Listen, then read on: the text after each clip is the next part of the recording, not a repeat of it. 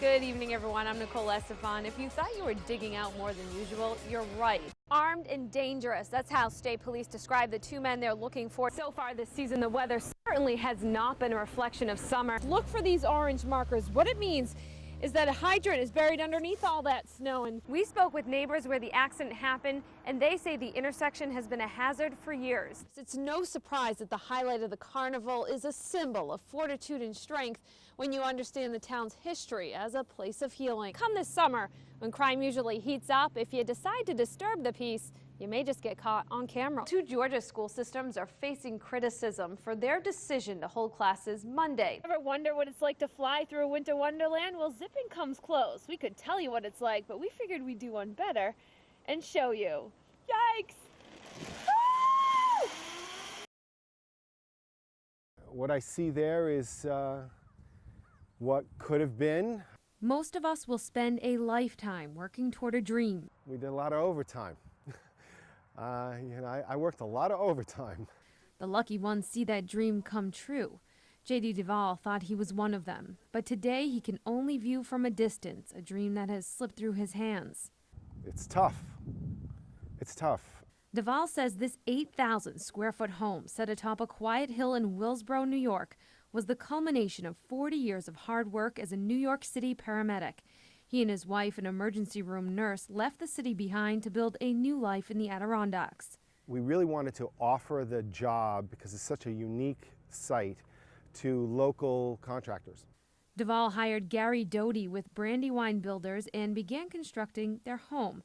In their excitement, Duvall says he made one detrimental mistake. We were a little naive. We sort of just handed over a lot of money. $635,000.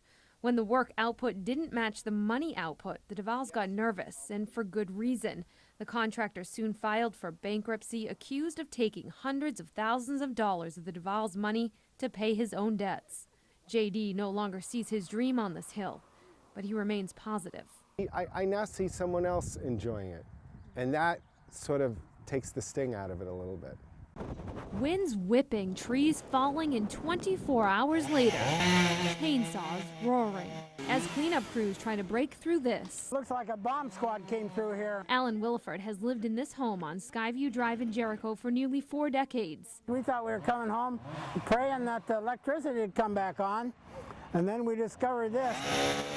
Holes in the roof, dozens of trees settled across the home, debris blocking the entrance. Water dripping down through the light fixtures in the basement. And a century-old tree making its mark on the home across the street. We were just saying, oh my goodness, nothing like this has happened. The Williford son came from Connecticut to help clean up. It's pretty much impassable back here. He says he used to climb these trees as a kid. Thursday, he did more digging than climbing, trying to find where the yard used to be.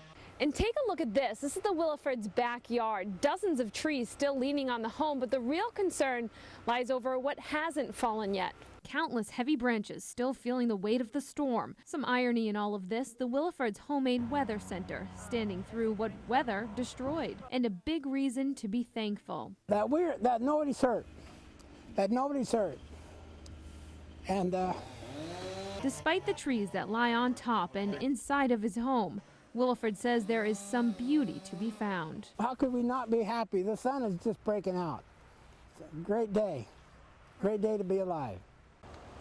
Step inside Laughing Moon Chocolates in Stowe this time of year, and you'll witness some holiday magic.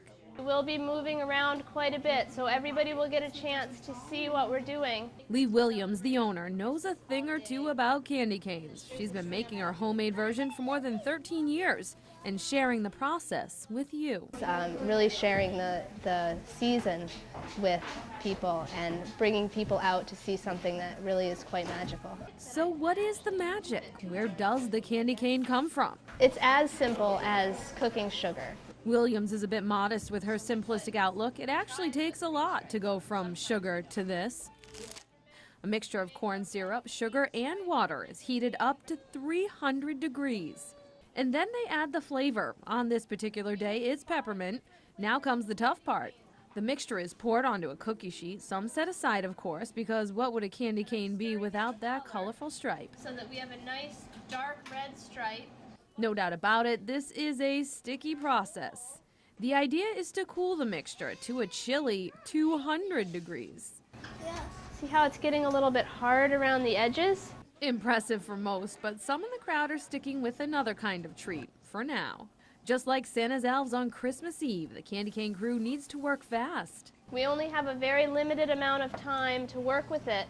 If the mixture hardens, it can't be melted again. Hey, that's what I'm talking about. This is quite a workout. 10 pounds of sugar, 5 pounds of corn syrup on this hook. Minutes later, off the hook and under the heating lamp. All right, so this is what we call our loaf. A little color. So we usually try to get 3 stripes on our loaf. And welcome to the fun. We use cotton because it gives the candy cane a nice shine. Rolling into this holiday tradition isn't exactly easy. It takes more than 2 hours start to finish to create the final product. I guess I still need some practice, but these kids sure did a lot better. And if you think this is a holiday tradition for the kids, think again. Kids of all ages, we say. The best part, everyone leaves with a smile. And although we all have our favorites, who doesn't love a candy cane?